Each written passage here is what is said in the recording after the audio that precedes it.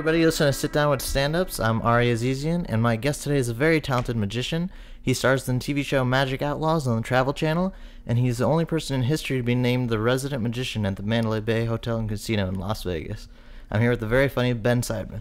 Hey, everyone. How are you doing, Ben? I'm doing awesome. How are you doing? Good. Thank you so much for doing this. The weather is horrible outside, so Absolutely. Thank you so much for seeing me. Yeah, dude, totally. Yeah, we're recording in Antarctica, so it's like pretty snowy, but you made it. You're a great magician, but you're also a really good stand-up too. Thanks, I was man. wondering, what came first, your love of magic or comedy? Oh, man, I've always loved comedy, but magic definitely came first. I was doing magic tricks when I was a little kid, around 6. I was terrible, but I was doing it. And then Had a little kit, yeah, exactly. One of those magic boxes. Oh, totally. A bunch of magic boxes, the cups and balls, which I never really. Yeah, I was always interested in that classic stuff. It just magic early on just was cool to me. So I never learned a lot of the box tricks, but it was the sleight of hand that I was really interested in. A lot of cards and totally card tricks, coin tricks, things like that. And then maybe when I was in college, that's when I started getting into stand-up and enjoying listening to it and starting to follow stand-ups. And I always liked, my favorite magicians were all funny. My favorite... Who are some of your favorite? Early on, so there's a guy named Ricky Jay, who's also an actor and a brilliant magician and sleight of hand artist. And no one would identify him as a comedy magician because he's kind of a serious person in real life, from what I understand. But his show... he did a show called Ricky Jay and His 52 Assistants, and it aired on HBO, and I saw it. And even though he's not a comedy magician, he was very funny and very clever. And so that, and then Penn and Teller. Oh, yeah. Guys like that I saw when I was a kid. And I was like, oh, that's what good magic is. Because not only is the magic super strong, they're also really funny. The jokes are original. Right.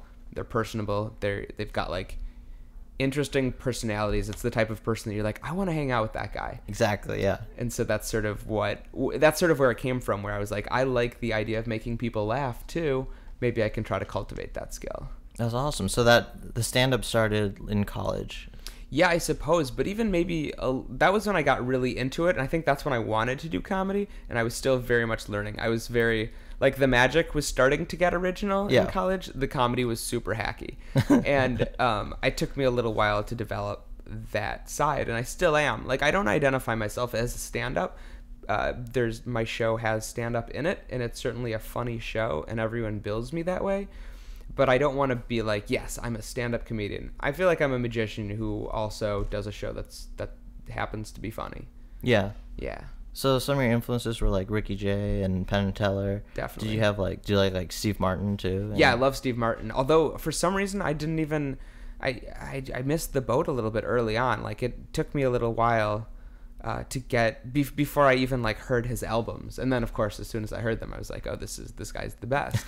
But early on, I remember my first comedic influence was George Carlin. Oh wow. A friend of mine had brain droppings when we were very young. So great, yeah. I distinctly remember him trying to read this passage from it about buying a frozen Mexican dinner.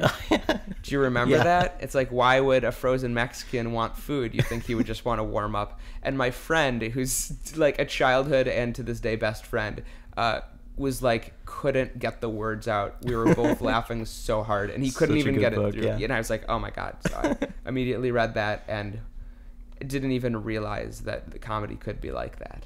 Yeah, that whole book is and for him it's just the stuff that he threw out. I know. And it's brilliant stuff. He was just great, inhuman. Yeah. Yeah. And I read that you worked in a magic shop when you were 16. Definitely. And is that where you sort of realized you're oh, I can maybe, because you're performing for people who are coming in the store, right? Yeah. So is that where you kind of realized oh, I think I can turn this into a living? It wasn't yet at that point. Okay. That was my education as far as material goes, because when you work in a magic shop and there's not a lot of these places left, most of them all closed, and you can buy magic tricks online. It's not as good though. Yeah. Because you can't walk in and totally see true. A weird old dude twirling a mustache, and because that guy is gonna drop some knowledge on you that'll make your brain hurt, Yeah. So I was there working in that shop as a kid. It was called Theophilus. This was in Milwaukee, Wisconsin. Okay. and all I needed to do was learn every trick in the book. Like, literally. Yeah. Like, we sold all these tricks. There's all these books, all of these videos, and I would demonstrate tricks, and so I had to learn as much as I could. That's so cool. It's like the ultimate education. Oh, yeah, it was the best. It was like you were dropped into this position where also there were some, like, fairly experienced magicians. You know, all of the pros of the area would come in and buy books and get their stuff there. Yeah. So to them, I was like, who is this kid? So I had to learn to impress these guys because these are some of the people who I wanted to learn from also. Who are some of the guys who would come in and buy stuff from you guys? Very good question. Everything from just random weirdos to the best magicians in the area, and one was named Mark Bond. He's still one of my earliest influences. He's no longer with us, unfortunately, but he was like the guy. He was like the god in that area for sleight of hand, and he was very funny too. That's amazing. So he'd come in and hang out, and then eventually I became friends with him. He started teaching me. But even before that, a man by the name of Tim Catlett, who is one of my earliest friends, took me under his wing and started teaching me magic. He was like my first magic teacher, I guess you could say. That's so cool. There's like an apprenticeship, and you just learn from these masters. That's so awesome. Yeah, and it's funny because when you first meet someone and you're like interested in magic, most magicians are pretty closed off. They don't want to share their tricks because most people who say, "Hey, teach me a magic trick," they just want to know how it's done. Right. And they actually don't. They think they want to know how it's done, but they don't. Because once they learn how it's done, then all of the magic is gone. Right. You know? It's real. All of the wonder is gone. Right. But if there's someone who actually wants to learn because they're interested in the craft, then that's a different story. And so I had to show some of these guys that I was committed to it. Totally, yeah. Lots of rituals, a lot of goat's blood. Some of that's not true. It's very fraternity-like. Oh, very much so. Yeah, just magic hazing. Hazing all the time. How many bunnies can you eat? Not a good situation. You're also a great pickpocket too. Thank you. I mean, how do you? I can't even imagine like how do you learn that like without getting in loads of trouble? Well, you get into loads of trouble. How does it start? I mean, is it something that you sort of already like have an ability where like, oh, I think I can do this, or do you have to practice a lot? Both. And like comedy, that's a skill that I feel like I'm still developing, that I'm still getting better at, that I still have areas to grow in. I mean, it came from magic. It came from misdirection for me.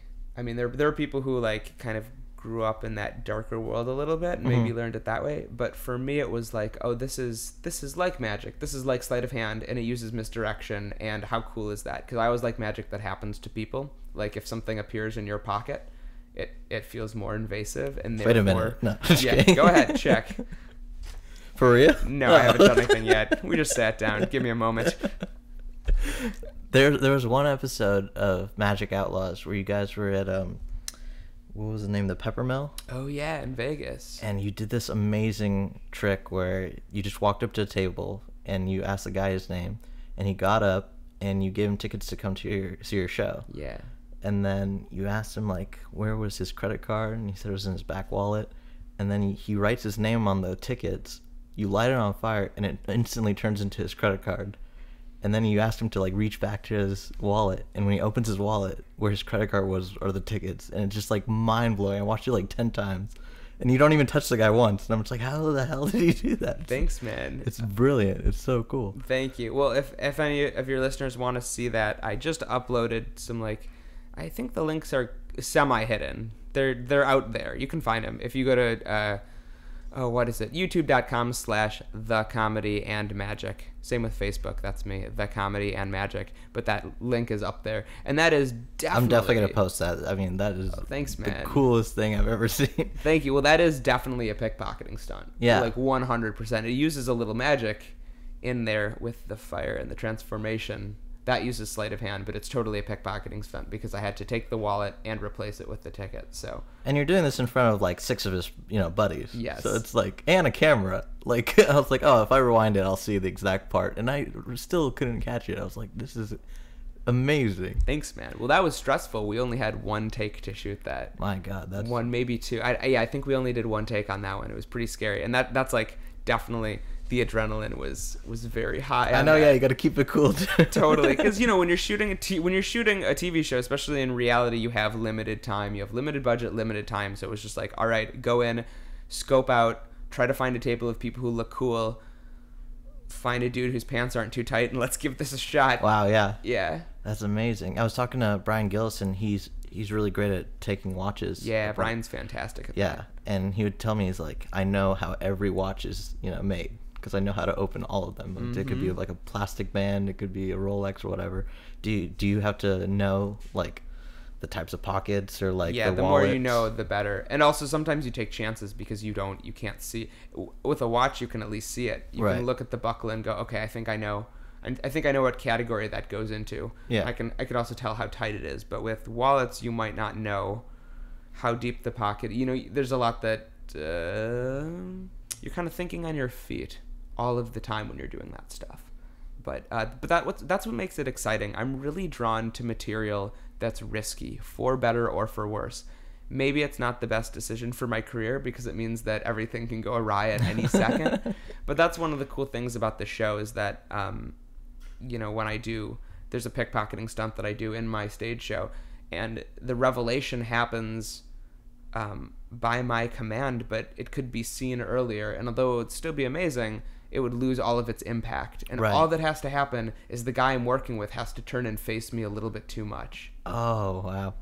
Yeah, and it's all in the balance. But I love material like that. I think that's why I was attracted to pickpocketing, because I don't want a trick box where you put a coin in, you open it up, the coin's gone because the box does the work. I want something where where the adrenaline is high, where I'm really present and focused, and it could go wrong because then the audience gets a unique experience. And I feel like it's so great because you do a lot of tricks where they appeal, because there's this horrible thing where I feel like adults are like, when they see the coin in the box trick and they're like, oh, there's probably something there. And most adults, I feel, are dismissive of magic, which is horrible. But when you actually are having interaction with them, and it's a lot of the magic that I've seen you do, it's just like, it blows away every audience from 5 years old to 95. It's just amazing. Thanks, man. Well, I really feel like most people, I firmly believe most people who say or think they don't like magic, they just haven't seen good magic. The right kind, exactly. Yeah. Because there's plenty of like comedy. If you only went and saw, if you only went to a bad open mic and saw racist comedians, and that was your only exposure, you'd be like, well, comedy sucks. Exactly. I'm not into that. Or like anything. So the problem with that is because there's not too many people who make their livings as magicians and who perform at a high level. There's plenty of people out there who do. There's plenty of people who don't make their full living but who are very good. Mm-hmm. But there's also a lot of hobbyists. So people hear magic and go, oh yeah, my uncle does. I know what that is. Right. Yeah. So I think most of the time, if someone has the opportunity to see good magic that's well designed and original, they will actually realize that it blows you away. Yeah, when you've never seen anything like that before, it's absolutely incredible. And to go back a little bit, did you study theater in college? I did. Yeah, I have a degree in theater. Is acting something that you want to pursue more of, or? Yeah, I miss it. There was 3 things that I was really into growing up. One was magic, one was acting, and another was playing music. And then I got to a point where I was like, okay, I would love to make my living doing something that I love. All 3 of these things are insane. None of these things are easy jobs. I have to focus on one. Yeah. And magic is what I was most drawn to at the time, and I think I felt that I was the most creative with it, so I pursued that. But I do still, I do miss acting and hope to do more of it. And that was part of the move to LA. When Magic Outlaws, the Travel Channel show, happened, it seemed like the right move to come out here. And also, the idea of acting more sounds cool because I do miss it. But you're a quadruple threat. You got everything. Thanks. You should see me dance. Not so. You got dancing too. No, not at all. Well, and did you go to school in Las Vegas? I did my first 3 years at Eau Claire in Wisconsin. Okay. In northern Wisconsin, really cool small town. Actually, a really good, interesting vibe. And I was out there doing theater. Did my last year at UNLV in Las Vegas. Okay, because I read that I don't know if it was during college or right after, but you got to work with Criss Angel's Mind Freak show. Yeah, you were a consultant and writer for that show. I was. When I was in college, here's how that happened. When I moved out to Vegas, I moved there specifically because I knew that that's where a lot of really good magic was. A lot of the really great underground sleight of hand guys live out there. Yeah. So I moved out to Vegas doing one last year of school, and I had this sort of creative explosion where I was pretty good at magic before I moved out there, but I got out there and I saw the level that people were at. I saw how original people were. I saw how good people were, and I was like, oh my God. And it just sort of gave me the motivation and inspiration to really work. And so I came up with this trick, which is still to this day, it's one of my best creations. It's still in my show. It's Which one? Oldest trick. It's the one where it's a pickpocketing stunt where I steal someone's money and I safety pin it to them without them knowing. That's a great one. You've seen me do it at Comedy Magic, right? Could you explain it maybe for the people listening? I'll definitely post a video too. Yeah, so how it works. Essentially, essentially someone takes a bill out of their wallet, writes their name on it so they can verify it when they see it again. They seal it in an envelope, they put it in their pocket. We put a paper clip in their pocket. I safety pin their pocket shut as a way of preventing pickpockets. It's this little gambit. And I say, in a moment, I'm going to steal all of these things from you. I've already done it. It's instant. It's like the guy doesn't even know it happened. It's amazing. They look down. The safety pin's gone. I've ripped open the envelope. The bill is gone. And then I say to everyone, and I've safety pinned your money to you without you feeling me do it. Turn around. And then they turn around and face the other way, and it's safety pinned to the back of their shirt. And that's what I was talking about. If the guy turns and faces me during the routine, it'll still be amazing because people will see it. But yeah, it will take away the impact of it because it's better if I set it up. Because if I say that, I've safety pinned it to you, I pause in the audience, you just hear people go, no way. No way. And then they turn around and it gets the big punch. So I just come up with that. I just developed that effect. And I was introduced to Criss Angel. He was looking for material for his show at the time. Yeah. He was famous, but not hugely famous. This was still kind of early on. And since it's something that I'd created, he saw it, immediately saw that it was original, liked the style, asked to do it on his show, and we struck up a deal. And so I came in and consulted for him, like sort of worked with him on the effect because I'd come up with it. We shot it. We ended up shooting it in 2 different locations. And then while I was there, this is my last year of school. I had 1 more semester left eventually, and I knew that I needed a upper level credit. And my advisor's like, yeah, it could be anything. It could be another theater class. It could be an internship. And I said, hold up 1 second. And I texted Criss and was like, hey man, I'm still in school. If you sign a paper saying I'm working for you, I'll work for you for free. And he was like, wait, what? I was like, yeah, I'll consult for you for free. And he was like, yeah. That's awesome. So for the last semester of school, I was working on that show as a consultant, helping out, working with them. And then when I graduated from college, I finished school, was ready to be a full-time magician, had no prospects, had no shows lined up. Oh, wow. I was still pretty green as a performer. I didn't know what I was going to do. I was like, had maybe 3 months of sheer panic, and then out of nowhere, Banachuk, who is Criss Angel's magic producer and a really wonderful guy, called me and said, hey, we're putting together the team.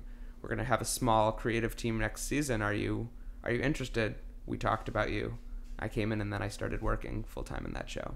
That's so cool. And so when you give your trick to Criss Angel to do, that's your signature trick, right? Yeah. How does that like play off? It's a very interesting thing. The business side of magic. Yeah, well, it can be different things. It's like in do some ways. Do magicians share a lot of their? Sometimes. Yeah. Depending on what it is. Okay. In that situation, it was like a writer's room. Okay. So imagine like people, writing jokes for a late night host or something. Right. That's what it was. It was me and a small handful. There's like 4 of us, who were doing like the close up magic, and then also a couple other people who were designing the big illusions. That's amazing. And then there was crossover. We would each work on things together. But then when it came to like the effect, he bought the effect, and the agreement was always I can still perform this effect because I was not going to give that up. I always wanted it to be mine as well. Like, how long does it take to develop an effect like that? A very long time usually. Like, I can't even imagine the thinking process where like, oh, I think I can add something to this and turn it around and make it your own trick, or? It totally depends. I mean, that safety pin effect, actually, that was an idea, and then 2 days later, I was ready to do it. Wow. I came up with the idea, and I was like, these are the steps to get me there. Boom, I'm ready to go. Now I just have to work on it. Now I just have to practice. On the other hand, the thing that I'm closing with in my hour-long show took me 2.5 years to develop. Which one's that? And you haven't seen it yet. It's where I force a coincidence into existence. And these multiple coincidences happen throughout the show that are all tied together, that culminate in free information being previously determined. Oh my gosh. It's very... I want you to see it instead of describing it to you. That's crazy. Yeah. I love your other effect you do, the I Vanish. Oh, thanks. And you invented that one, right? Yeah, and that's one of the things that I published. I published a couple of tricks that I invented. And publishing in magic is where you come up with an idea, it's original, you put it out so that other magicians can buy that book or buy that video which teaches the instructions, or in some cases, for some people, buy a mechanical prop. Okay. And so that other people can do the effect as well. And that was the first effect that I've ever published. I've put out a very small handful, and then at the end of 2010, I put out a sleight of hand coin vanish that is really deceptive and really cool. And then since then, I haven't put anything out. I've got a huge collection of material. Some of it I've even filmed to possibly release, but right now I've made the decision not to release material for personal reasons, at least for the time being. Okay, yeah. I love the I Vanish because, like, I think the basic version is $50 or a quarter that you can just, like, push into your eyeball and then just make it disappear and you can't even see it. That's where it started, yeah. And then I saw another version you did with a shard of glass and a beer bottle. And that one has so many, like, steps to it because you crush the beer bottle and then you take the shard and then you make the beer bottle come back, and then it's missing a shard that's the exact same shape as the one that comes back from your eye. Wow, you did your research.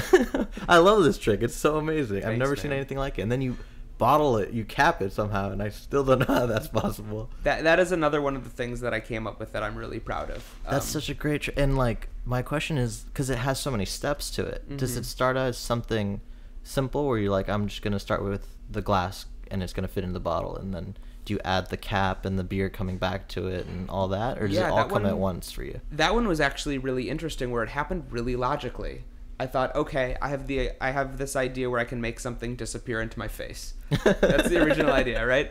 And then I was like, okay, so what would be an attention-getting thing to put in my face? A piece of broken glass. Oh, that'd be a terrible idea. People will watch that. That'd be good for a TV show. And I can't even, like, watch somebody take their contacts out. I can barely put my contacts in and out. It's the grossest thing, but it's just such a great trick. Like, Thanks. It's completely mind-blowing. Well, I'm not actually putting the glass in my eye, but it does look very real. Yeah. And it does get very close to my eye. I was nervous doing that, and I still don't do it. I still don't do that effect very often for that reason, but it happened logically. So first I was like, okay, I need broken glass, so I have to break glass. Right. I'll break a bottle. We'll do it in a bar. Perfect. Easy. Okay, great. So what can I do after that? Now I've got a piece of glass in my face, but wait, I've got a broken bottle. What if I could put the pieces of the bottle back together? So that was the next step. Okay. I was like, okay, let's put the pieces of the bottle back together, but wait a second. If I put a piece of glass in my face and I put the bottle back together, then of course that piece would be missing. So then I would take that piece out of my eye, and then I'd want to put that piece back onto the bottle and heal it up so that it was just like so it didn't have a hole in it, so there's no broken glass. But once I do that, I've got an empty beer bottle. If we were really going back to the beginning, I would want to fill it up. And so all of the steps happen very logically, one after another. And then, of course, solving those problems and making it happen. Now, that was a completely different story. But that process was from the point that I was cast in that show to the point we filmed that, it was a month and a half. Oh, my gosh. And that effect was just the first idea. So in just over a month, that entire thing came together. That's so... I mean, I imagine that's very fast. 9 hours a day, though. Oh, okay. Yeah. That's so much work, yeah. But that's incredible. Thanks, man. And what a great like bar trick to just pull out at any time. Oh yeah, sometimes people will just like walk out. Like people have eye things, you know, where they really like are bothered by someone touching their eye. If you just hold a piece of broken glass towards your eye, some percentage of people just walk out. They don't want to deal with it. And like you do that on the show in front of like 6 people, and they're like not even 3 feet away from you. Do you do that in front of? My next question was, you perform for like, you know, large colleges and in Vegas. Do you prefer like the table side audience more, or do you like the large like 2,000 seat Good rooms? question. There is a sweet spot in the middle that I find really fun. So right now, a group between like 200 and 300 is like my favorite. And why is that? Because it's still big enough where it feels like it's a proper show, but it's still intimate enough that I can do the type of material that I really enjoy, which is like close-up magic on stage, and it still feels intimate. Because back a certain way, you know, you get far enough back in an audience and you can kind of see stuff, but it's just not as good. Right, yeah. And since I'm not sawing people in half and making girls appear, you know, you really want to be as close as you can. So even when I do perform in like some big theaters, I perform on some cruise ships sometimes. If I'm performing in a cruise ship audience, which is oftentimes 1,000 people or more, they will do some video projections. Okay. To make it like a close-up view. Yeah. Exactly. But I prefer, like right now, like 200, 250 people, that's a great sweet spot. That's awesome. That's one of the reasons why Comedy Magic Club is like the best comedy club in the world. I always ask, comics, like, what do they prefer? And I was talking to like Ian Bagg, and he said colleges, you know, it's so hard to do. Like, he doesn't really prefer them, and because it's just too big, or, you know, it's a different group of kids. And do you have like a certain audience that you like performing for, or just magic? Demographic? That's pretty universal. That's a good question. And you can, what most comics I feel like have more trouble with is you can probably perform anywhere in the world with no difficulty, I'd imagine. With some difficulty. There are magic acts who perform like silent to music, and that can cross all language barriers. For me, English speaking is pretty important. Like, you can watch my show. I did a run of shows at the Magic Castle this past week. I hope we didn't. I just dated the podcast. Now everyone knows I recorded it. It's totally good. But I did this run of shows, and there a couple times in the audience there were people who were translating it to people who didn't speak English. Oh. Which is kind of cool and hella distracting. But for me, any audience that speaks English, that's important for me, just because I would love to speak other languages. I just can't. And I barely can speak English. And so I can perform in other places, like Stockholm, Sweden was great. Everyone's really fluent in English. That was perfect. I did some shows in Macau, China with my buddy Marcus Monroe, who's a great juggler. Yeah. Super funny. I don't know if he performed at Comedy and Magic I think I've seen him, yeah. Yeah, he's great. I grew up with that kid, and he's unbelievable. Nice. So funny. Juggling, he could make that fly a little bit more, but for me, doing magic silent, it was outside of my comfort zone a bit. Yeah. So you'd lose all the jokes, like the great jokes. All the jokes. Yeah. I just ended up being cartoony, which is not. I just like turned into a clown, which is not what I prefer. But the Chinese people in Macau loved it. So, really, that's so cool. I mean, I think they were just excited that I was white. I think that was what most of the excitement came from. And Macau is pretty much Vegas, right? It's Vegas, but in Asia. Okay. Yeah. That's rad. That was a super trip, though, because you're getting everything from multi-billionaires to people who like work in sweatshops, and this is their they get 2 days off a year, and so a bunch of them got lost. And they went to Macau. Yeah. Oh my god. So I definitely had people in my audience who not only had never seen a magician live, like probably had never seen magic on TV, never seen magic live, and I think those guys were just like, what is going on?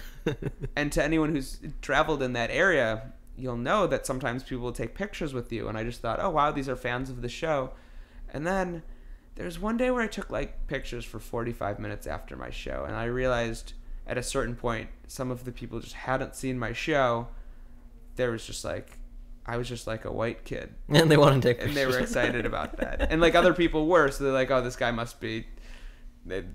Other people were taking pictures with him. We should too.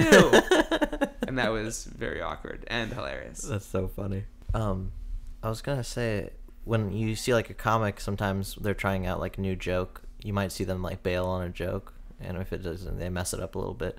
For magic, I've never seen a magician like mess up or anything like that. But has there ever been a time where you just like weren't ready yet, and or something went wrong in the middle of a set? Yeah, definitely. And like, how do you rebound from? Well, oftentimes you don't have to. At least for me, a lot of my things are kind of like choose your own adventures, where if something doesn't work in the way I want it to, I will still bring forth the climax that works in the context of the show. Okay. So the audience won't know.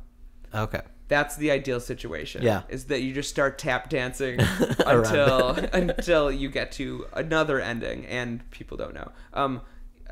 Do things crash and burn occasionally? Yeah, it can totally happen. And like, what is that like? I've just never seen it happen before. Like, yeah, I haven't had any.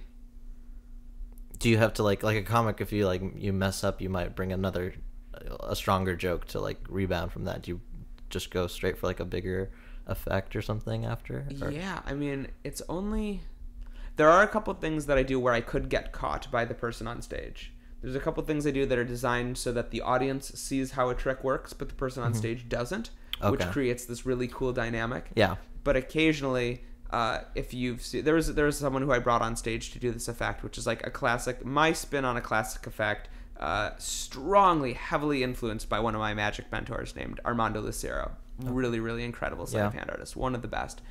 And so the person is on stage, and everyone else in the audience can see what's happening. He can't, but then immediately catches me. And I hadn't gotten caught in a long time doing it.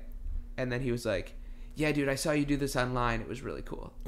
So he had already seen me do it. And I was like, well, that went the crapper right away. Yeah. But with that, it was what it was. And I moved on and did something else that was stronger after. That's so funny that he did his research before he came up. Yeah, he raised his hand to do a trick he already knew. Yeah, I got to start writing new shit. No. And like a comic, I feel like you can think of a joke and then go try it out that night at a club. Have you ever done it or thought of a trick and then done it that night? Yes, that has happened. And it's happened with some success, and also sometimes I've done that and gone like, okay, that I definitely need to work on that much more. Like, the idea, like a comic going up with a notebook and just trying out an idea that's not thought out. Sometimes it'll hit, sometimes it won't. Same thing. Okay, cool. Yeah. And then sometimes you said it takes like a couple days or months. What's the longest effect that you've... Yeah, the longest one is this thing I'm closing with. It took 2.5 years from the time that I started with the idea to the point where I finished the effect. That's so crazy. I got to see this one. Yeah, man. What's the name of it? Does it have a... It doesn't have a name. Doesn't have a name yet? No. Okay. I'm really excited to see that one. I'm really fascinated by the idea of creating coincidences. That's a theme in my show, and the idea of fate, and whether or not fate is real, whether or not it matters. Like, if it means something to someone, does it have to be real? Just addressing that, and then the idea of forcing fate into existence, creating an impossible coincidence. That's awesome. That's a concept that I've been playing with for and a is while. It for the whole audience, or do you do it with individuals who come up? Or I do it with people in the audience. Okay. So I throw something out into the audience to make sure that it's random. Yeah. They throw it around, so we get a random selection of people to give me information. And I try to force a coincidence with that information. That's so cool. And is that hard on your part? Yeah, very. Yeah, I was just going to say, like, that sounds very difficult. Yeah, the last show I did, actually. And you're also doing another thing on this. It's like doing two completely different things at the same time. Definitely. The last show I did on my last night performing at this nightclub in Hollywood, one of the pieces of information was very close, but it wasn't the right one. Oh. And someone who had seen my show, who's a really great musician, who I look up to in a creative sense. He had seen me earlier in the week, and then he saw the show where it didn't work all the way, and he came up, interestingly enough, afterwards when we were hanging out and said, I liked it better because now I realized that it could go wrong. That's such a strange thing. It's such a strange thing, but it makes perfect sense. Right, yeah. Because it's it's not like this it's not like a... You appreciate how much you're putting into it to see it.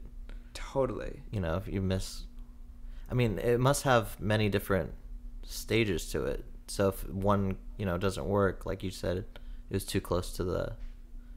Is that okay? It doesn't affect the whole conclusion of it, or it affected the conclusion enough that it made me cringe a little bit, but not so much that the ending wasn't still devastating. So, and I mean that in a good way. Yeah. It still was very, very strong, even though it was like almost finishing a puzzle. Wow. There's a little piece of satisfaction that's missing, but it still looks pretty cool. That's so cool. Yeah, I got to see that one. And magic, I've heard you say before in another interview where you said like magic, there's really only like 10 different variations. You can make something like disappear or something float or like mind read or something like that. Yeah. So there's all these like basics and fundamentals rooted in magic. And do you sort of take older ideas and then completely evolutionize them into like some new? Yeah 100%, because like can I said, a magician like create something 100% totally unique, or are they all sort of rooted into? That's a good question. Well, if you stick with that rule, there's only so many ways you can violate the laws of physics, right, and the laws of the earth as we know them. Yeah. So you have that sort of restriction, but with that in mind, you can, I mean, there's some really amazing people out there doing really original things that, even though the idea might be based in something that's old, it feels so completely new, so completely different that it feels purely original. It's kind of like music, I guess, like where, you know, some people sound like they've been influenced by the Beatles or Zeppelin or whatever, so everybody's got something rooted in something else. Totally. Yeah, totally. 100%. That's the very good comparison, actually. I'm just always like interested in how, you know, you develop a trick, you know, from the ground up. There's so many different aspects involved in it. Yeah, and with magic, I actually feel like you there's plenty of people who are given credit for being original with ideas that are still very derivative, because a slight variation can be considered original. And should be in some cases. Like sometimes a small variation on something will make all of the difference and really be a game changer for how a piece of magic looks and feels. But at the same time, also, there are only a handful of people out there who really do things that look and feel so different consistently. Like one of the reasons I love Penn and Teller, very, very original. When they take a classic and twist it, they twist it so much that it feels so new that it's just brilliant and breathtaking. Great, yeah. There's like a handful of people out there, and the guys that I respect and look up to, and then, you know, I'm lucky enough to have some of them as my friends. There are those things happening in the industry. But then there's also like a lesser level where it's like you take a classic card trick, you put your own spin on it, you add your own personality, and you as a performer shines through so much that you're doing an original performance piece with an old piece of magic, which is also totally rad. That's so cool. Yeah, there's so many different things like that you can add to it. And the jokes, do those come much later after you've performed it, or do they sort of go hand in hand? Do you, like when you're developing the effect, do you go, oh, I got a great joke that I could put in right here? Usually it comes separately for me. Okay. Usually it's one or the other. I will think of a joke and it will become a part of something naturally, or I'll find a lull during a magic trick where there's a lot of process needed to get somewhere, and I'll say, oh, this needs to be punched up somehow, and I'll just kind of try to write something or look back on what I've written in the past and say what would work in this spot. But what I'm trying to do now more so is create things that are a little more narrative based, and as opposed to just having a funny moment like a one-liner, right, to punch something up actually works thematically with the moment of the show, which is much harder, and I'm working on it. That's a lot of writing, I'd imagine. Totally. You have to do it. Yeah, it's so cool. And some of it doesn't work. Sometimes I come up with an idea for an effect that I'm excited about, and I can't solve the problem. Like there's something in particular that I've been thinking about for the past like 6 years, and I haven't cracked it yet. Yeah. And maybe I will, and maybe I won't, but I'm gonna keep trying. That's so cool. Yeah. I think the one guy who bases his magic off of jokes might be Amazing Jonathan. Yes. It's just like, oh, I got a great joke. How can I squeeze some magic in there too? Totally, which is awesome. And He's one of the great, reasons why he's one of the best comedy magicians in history. Like, did you get to work alongside him while you were in Vegas at the Mandalay Bay? Yeah, I didn't. So we've met a handful of times. We're not very close friends. We know who each other are. I mean, I know who he is. Mm-hmm. He knows who I am a little bit. Yeah. He was hanging out with Criss Angel a bit when I was working on that show. So he would be around and we'd hang and we'd talk. But he's not like a close personal friend. But he is someone who I've always looked up to. Yeah. He's phenomenal. I love all those Vegas guys like Matt King too, and I grew up Matt's watching all those guys. They're so funny and Matt's great. When I saw early on, my first big influences were I saw Ricky Jay and his 52 Assistants. Mm-hmm. There's bits of it on YouTube, totally worth seeing. He's the man. And then there was Penn and Teller, Mac King, and then David Williamson, who you might not know. I think I've heard of him. If you've heard of him, yeah.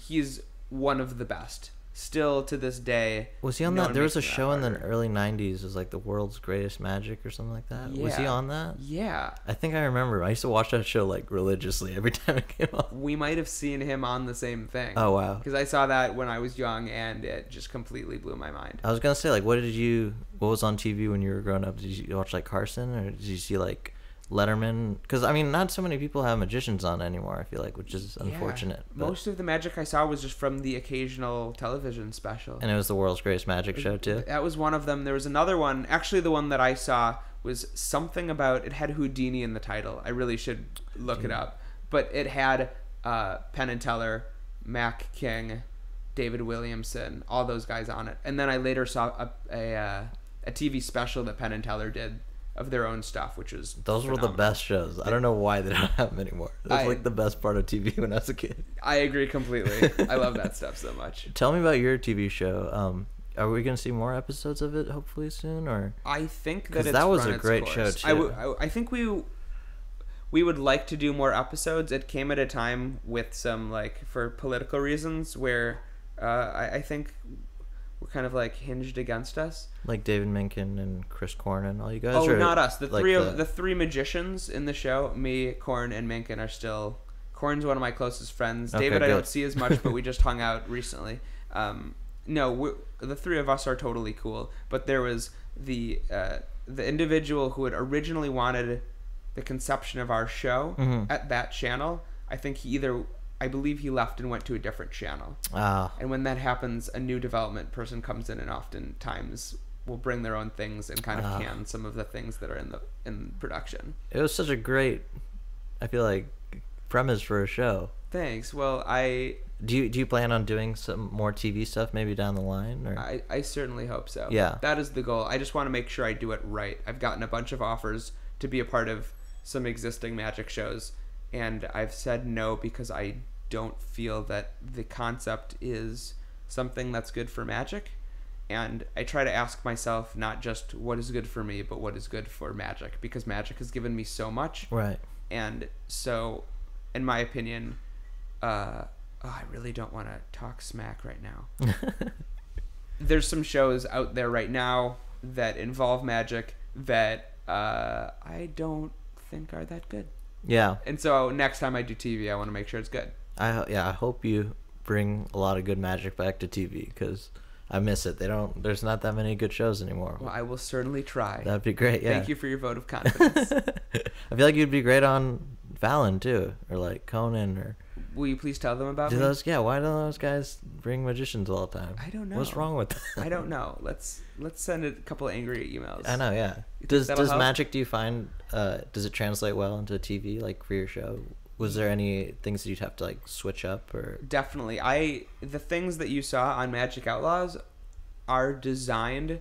They're all things that are based off of things I do in my live show, but changed around specifically for TV. Okay. Because a lot of magic relies on misdirection, right? Or rather, directing your audience's attention, and you can't really misdirect the eye of a camera because you can just rewind. Yeah, exactly. I just dated myself there. You can just take the bar on YouTube and drag it backwards, and if you watch a magic trick multiple times, eventually you can start picking up on something. And some tricks that But only not have... yours. I've done it. I'm trying to figure them out. I still can't figure them out. Well, thank you. Amazing. I took those pieces in my live show and I tried to adapt them for TV to try to clean up those moments so that even if you watched it again and again and again, you wouldn't understand how they work. So that was my goal with designing magic for TV, and that's why it's really hard to just put magic on TV. Yeah. Because if you just take what could be a great piece of magic and you put it on TV, if it's watched multiple times, it could just completely fall down like a house of cards. So things have to be like adapted and changed to fit the medium, essentially. What I liked about your show is like, well, because like the greatest magician show, when we used to watch it, used to be in front of like large audiences. Yeah. But yours was, you know, just like 4 or 5 people, and it was, you know, it was just like on the street, and I thought that was really cool and new. And thanks. Well, I mean, the credit for that genre of magic certainly goes to Blaine and his people. David Blaine was the first person to, I mean, he essentially invented that genre of street magic. And what I like about it specifically is that it is bringing close-up magic into the eye of the public. So when he did that, it's been years now, however many years back, he sort of opened up that door. And Criss Angel did that too, I think. Totally. And so like those, I that stay up concept late certainly in, like, came middle before school us. all the time and watch that show. Oh, really? Yeah. Awesome. What were some of the tricks that you like did for his show, just to go back again? So many. See if I remember any of them. Oh, so many. I mean, part of it was that there's a handful of things in that show which were my creation entirely, and then many more things that I worked on and had pieces of, and I contributed ideas that ultimately led to the final product. Yeah. But I wouldn't say, oh, that was my effect. It was something that was created by a group. Created in the writer's room. One of the things that I brought to the table, which became not my own because other people contributed to help make the method better, but an idea that I brought to the table that was certainly inspired by Tim Catlett, who was my first magic mentor early on, was this thing where Criss was in a valet and he had someone pull up an Escalade and back it up far away from him, and then the Escalade the driver drives at him very fast, like accelerates, going towards him, and Criss holds up this cloth right as the car hits him, and the car screeches to a stop, and then the driver's door opens and Criss is driving the car. I remember that, yeah. Yeah. Wow.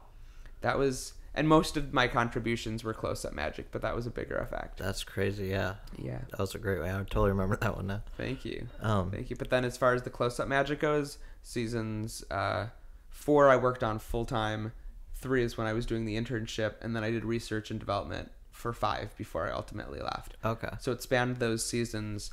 You can watch specifically season 4 and see a lot of close-up magic that I had a hand in. Very cool. Yeah. And we talked a little bit before we started about you're the only resident magician at the Mandalay Bay. Yeah. What was that like working there? That was an awesome experience. That I wish it had happened at a time before or after the economy got bad.